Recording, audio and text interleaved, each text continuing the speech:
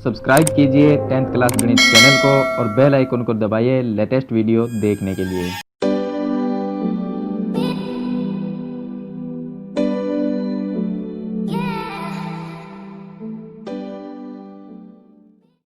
Hello students, आज की इस वीडियो में आपको उदाहरण नंबर जो 6 है, जो प्रश्नावली 11.4 से है, एक्सरसाइज जो है वो 11.4।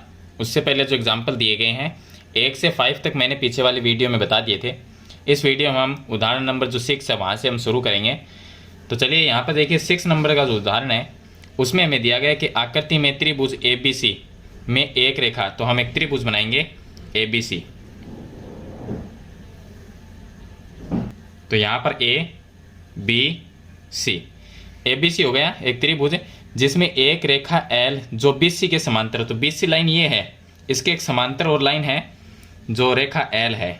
तो यहाँ से हम इस तरह से ये BC के समांतर हो गई।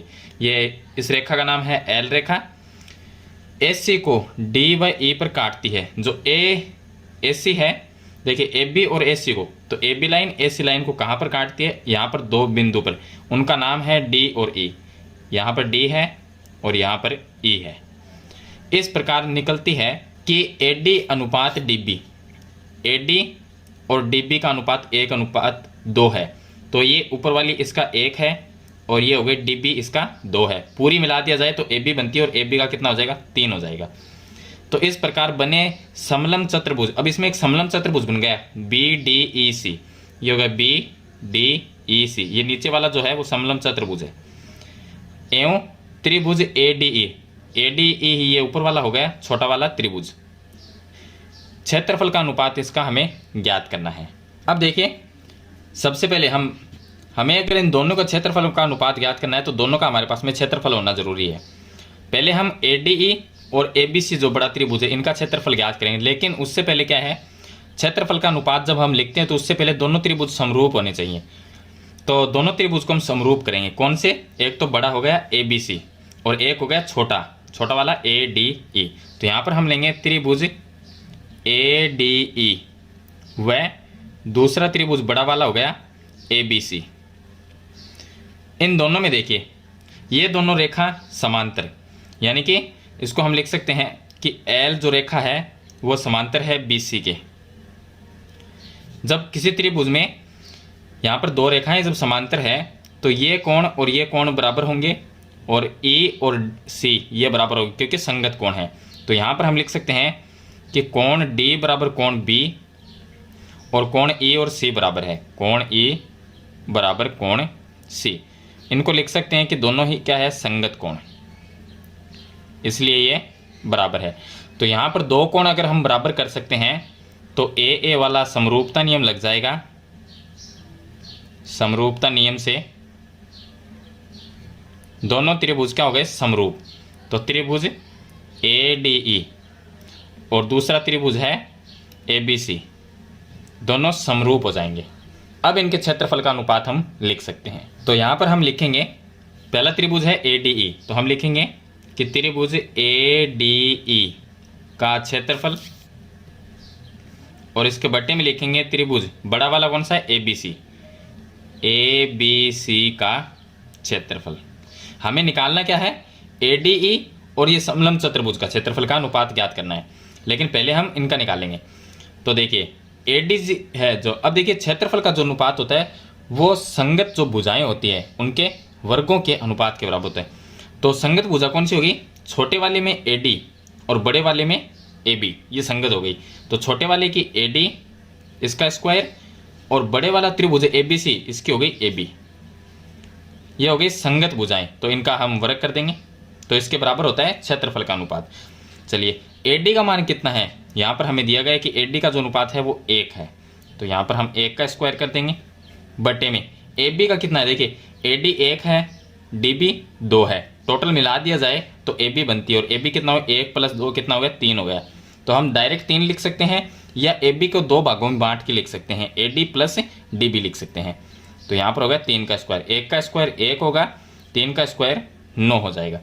तो जो AD है उसका तो हो गया 1 और ABC का क्षेत्रफल 9। चलिए अब हमें ज्ञात करना है यहाँ पर समलंब चतुर्भुज और ADE। अब जो समलंब चतुर्भुज है उसका क्षेत्रफल कैसे ज्ञात करें? देखिए समलंब चतुर्भुज जो है वो इस बड़े त्रिभुज ABC के अंदर बना हुआ है। तो हम क्या करेंगे, बड़ा त्रिभुज ABC है, उसमें से अगर ऊपर वाला त्रिभुज को निकाल दिया जाए तो पीछे हमारे पास में समलंब चतुर्भुज रह जाएगा। तो यानी कि पूरे जो त्रिभुज ABC में से अगर हम माइनस कर दें, ABC का जो क्षेत्रफल है उसमें से माइनस ADE छोटे वाले त्रिभुज को माइनस कर दें, यानी इसका क्षेत्रफल माइनस कर दें, तो यहाँ पर हमारे पास में समलंब चतुर्भुज का क्षेत्रफल रह जाएगा। तो यहाँ पर हम ज्ञात करेंगे कि समलंब चतुर्भुज, इसका नाम है BDEC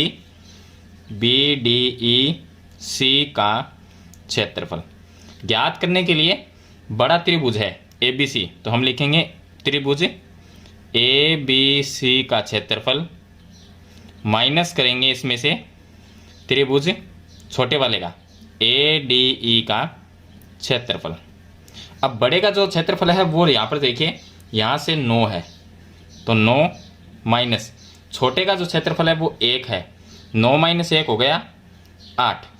तो समलंब चतुर्भुज का क्षेत्रफल है वो 8 हो गया, ADE का 1 आ गया।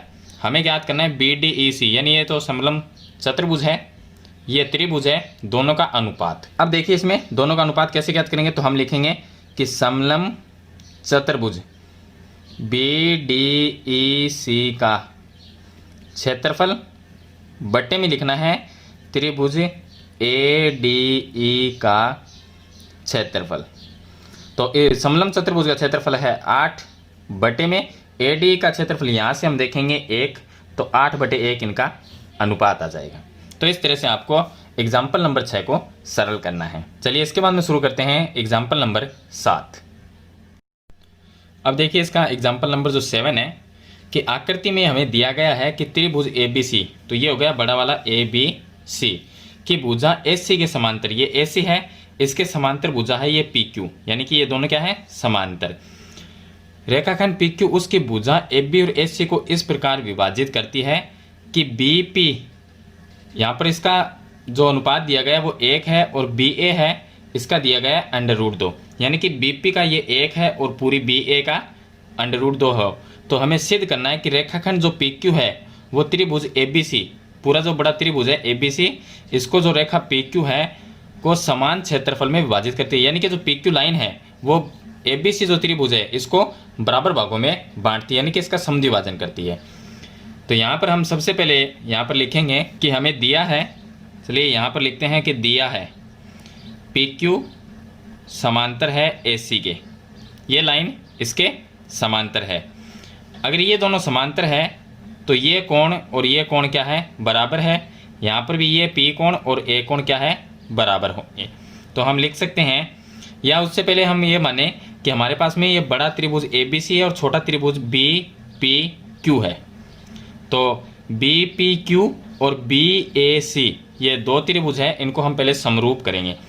तो हम यहाँ पर लेंगे और यहाँ पर हम लिख सकते हैं कि हमें सिद्ध करना है कि PQ जो लाइन है, यानी कि PQ रेखा है, वो ABC जो त्रिभुज है इसका समद्विभाजन करती है। तो PQ ABC का समद्विभाजक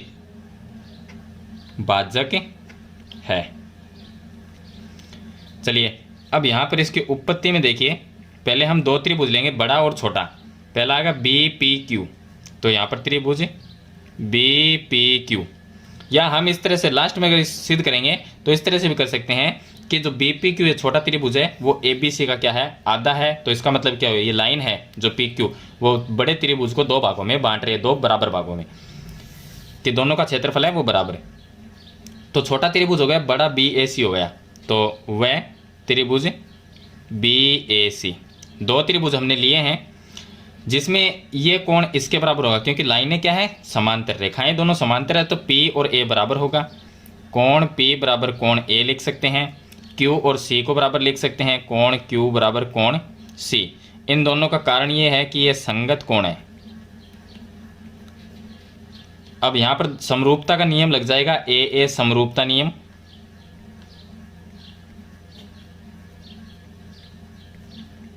इस नियम से दोनों त्रिभुज क्या होंगे, समरूप हो जाएंगे। तो हम लिखेंगे त्रिभुज बी पी क्यू समरूप है त्रिभुज बी ए सी। दोनों त्रिभुज समरूप है, तो अब इनका क्षेत्रफल देखेंगे। तो देखिए पहले त्रिभुज हो गया हमारे पास में त्रिभुज बी पी क्यू का क्षेत्रफल, बट्टे में लिखेंगे बी ए सी का क्षेत्रफल, त्रिभुज बी ए सी का क्षेत्रफल। बी पी क्यू का क्षेत्रफल है बटे बी ए सी का, तो दोनों का क्षेत्रफल का अनुपात बराबर होता है संगत भुजाओं के वर्गों के। इनमें संगत भुजा कौन सी होगी?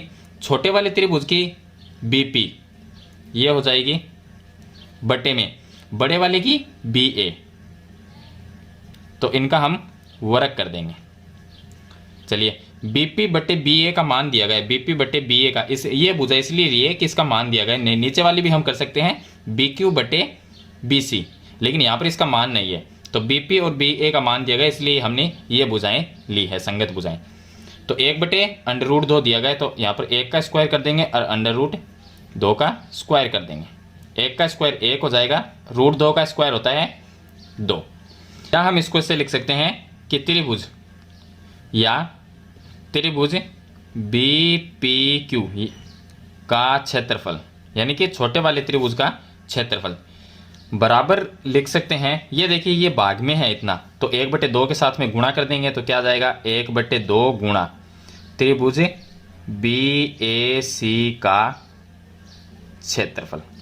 यानी कि इसका मतलब ये हुआ कि जो बड़ा त्रिभुज ए बी सी है उसका आधा है बी पी क्यू, यानी कि बी पी क्यू है वो बी ए सी का आधा है। इसका मतलब पूरे का आधे का मतलब ये हुआ कि जो बी क्यू है पी क्यू है वो ए बी सी का क्या है, समविभाजन कर रही है। तो हम यहाँ पर लिख सकते हैं कि पी क्यू त्रिभुज ए बी सी, नाम कैसा भी हो बी ए सी हो या ए बी सी हो एक ही बात है, तो इसमें त्रिभुज जो पी क्यू है वो ए बी सी का समद्विभाजन करती है, ये लिख देंगे। यानी कि बी पी क्यू है वो बी ए सी का आधा है। तो इस तरह से आपको ये एग्जाम्पल नंबर 7 है उसको सरल करना है। चलिए इसके बाद हम शुरू करते हैं एग्जाम्पल नंबर 8।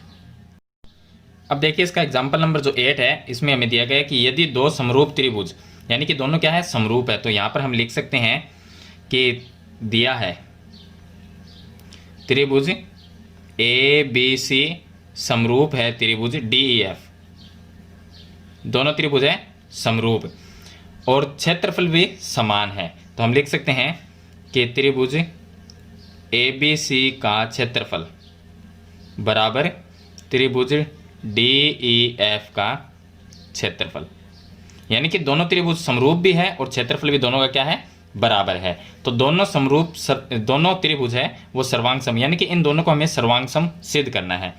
तो हमें सिद्ध ये करना है कि त्रिभुज ए बी सी सर्वांग सम है त्रिभुज डी ई एफ, ये दोनों सर्वांग सम सिद्ध करना है। सर्वांग सम के लिए हमें 3 चीज़ें इसमें बराबर करनी होती है, यानी कि अगर इसमें हम कोई भी 3 चीज़ें अगर बराबर कर पाते हैं यानी कि कर देते हैं तो दोनों क्या होंगे सर्वांग सम हो जाएंगे।